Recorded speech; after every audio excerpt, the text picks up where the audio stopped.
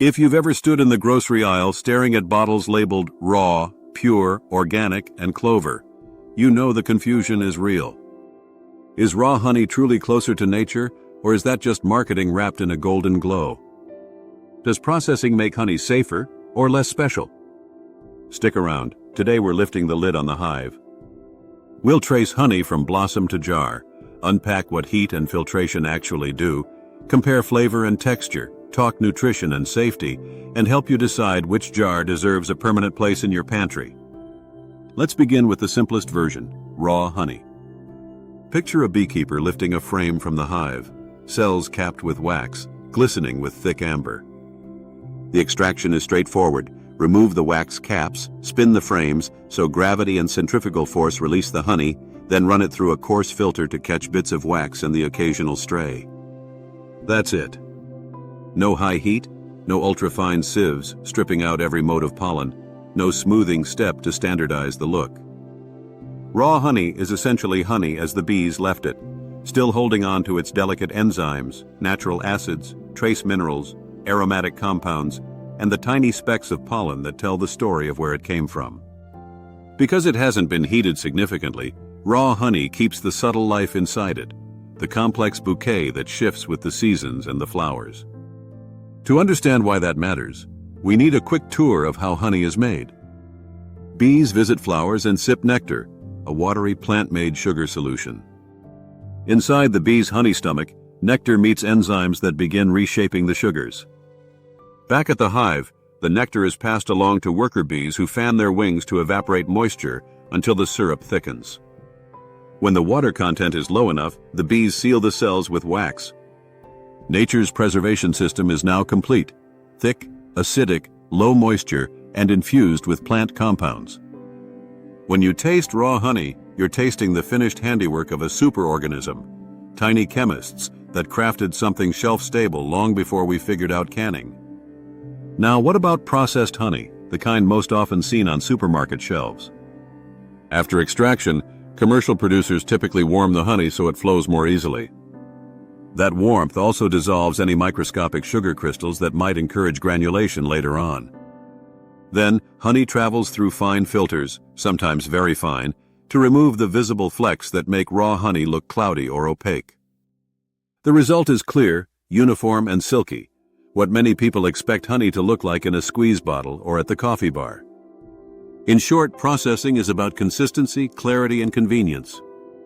It's easier to pump, easier to bottle, and it stays liquid longer on the shelf. But every step has a trade-off. The gentle heat used in processing makes honey easier to handle, but it can also reduce fragile components. Some enzymes that bees contribute, like diastase and invertase, are heat-sensitive. Antioxidant compounds can be diminished by high or prolonged heat. Ultrafine filtration removes visible particulates, and with them, much of the pollen that can signal floral origin and contribute trace nutrients. Is processed honey still honey? Absolutely. It's still sweet, versatile, and delightful. But it can lose a layer of nuance, the same way a gently simmered sauce keeps more of its aroma than one that's boiled hard and strained to glassy perfection. Let's talk taste and texture, because that's where the difference jumps out. Raw honey often looks opaque or naturally cloudy. It may crystallize sooner, forming a fine, creamy texture or larger sandy crystals depending on the floral source. To the raw honey fan, those crystals aren't a flaw. They're a promise that the honey wasn't overheated. The flavor of raw honey is a tour of its terroir. Wildflower honey can taste meadow-bright and slightly herbal. Orange blossom brings citrus perfume. Buckwheat leans dark and malty, almost molasses-like. With raw honey, 2 jars from different regions, or even different months, can taste like entirely different products, because they are. Processed honey, by contrast, is predictable. It's usually translucent, gleaming, and slow to crystallize. Its aroma is gentler, and its sweetness more linear, perfect when you want honey to play a supporting role. Stir it into tea without worrying about grains. Drizzle it on yogurt without a second thought. Bake with it knowing the flavor won't overpower your recipe. That uniformity is part of its appeal. If raw honey is like fresh pressed cider with all its orchard character, processed honey leans more toward a filtered juice, clean, consistent, and easy to love. Now to nutrition and is one healthier territory. Honey is mostly sugars, primarily fructose and glucose, with water and small amounts of other compounds. Raw honey also carries along a constellation of extras: trace minerals, organic acids, aromatic polyphenols, and those delicate enzymes we mentioned. Together, these contribute to raw honey's complex flavor and its reputation for offering a little more than sweetness. You'll often hear about antioxidants in raw honey. These plant-derived compounds vary with floral source and can lend raw honey a bit of defensive power against everyday oxidative stress. That said, it's important to keep the halo in perspective. Honey is still sugar-dense. A spoonful can be part of a balanced diet, but it's not a multivitamin. Processing doesn't remove the sugars. Those remain the majority whether honey is raw or not. What processing can reduce are the fragile parts, certain enzymes, and some antioxidant compounds, particularly if the honey is heated more than gently or for a long time. Filtering removes pollen grains, which contribute trace components and serve as a kind of botanical fingerprint. In practical terms, if you're choosing honey for its nuanced flavor and the possibility of higher antioxidant content, raw honey has the edge. If you're choosing honey as a straightforward sweetener that pours perfectly and behaves the same way every time in recipes, processed honey fits the bill. Let's pause on crystallization, because it's the #1 reason people think their honey went bad. Crystallization isn't spoilage, it's sugar chemistry. Honey is a supersaturated solution, and over time, glucose molecules may naturally link up and form crystals. The balance of glucose to fructose varies with floral source, which is why some honeys set faster than others. Raw honey crystallizes more readily because it retains natural particles that act as tiny seeds for crystals to form. Processed honey, warmed to dissolve crystals and filtered to remove those seed particles, stays liquid longer. If your raw honey sets, simply place the jar in a warm water bath and let it gently return to liquid. Avoid microwaving or overheating if you want to preserve those heat-sensitive compounds. Safety and shelf life are where processed honey earns practical points. Honey's low moisture and natural acidity make it unfriendly to most microbes, which is why sealed jars have been found in ancient tombs still technically edible. But there's a crucial exception. Infants under 1 year old should not be given honey, raw or processed, because of the risk of infant botulism from spores that can be present in honey. Adult digestive systems handle these spores without issue. Infant systems cannot. That's why every pediatrician's rule is simple: no honey for babies. Beyond that, pasteurization, heating honey more extensively, can reduce microbial counts and inactivate yeasts that might otherwise ferment if moisture creeps in, giving processed honey a bit of a safety cushion in less than ideal storage. On shelf life, both raw and processed honey can last for years if kept sealed and dry at room temperature. Sunlight and heat can dull flavor over time, so a cupboard beats a windowsill. Raw honey may set sooner. Processed honey usually keeps its pour for longer. But either way, the clock on honey runs more like a slow sundial than a timer. If it crystallizes, warm it gently. If it darkens a little with age, that's natural too. What about purity and those scary headlines about adulteration? The reality is that honey is valuable, and blending with cheaper syrups has happened in some markets.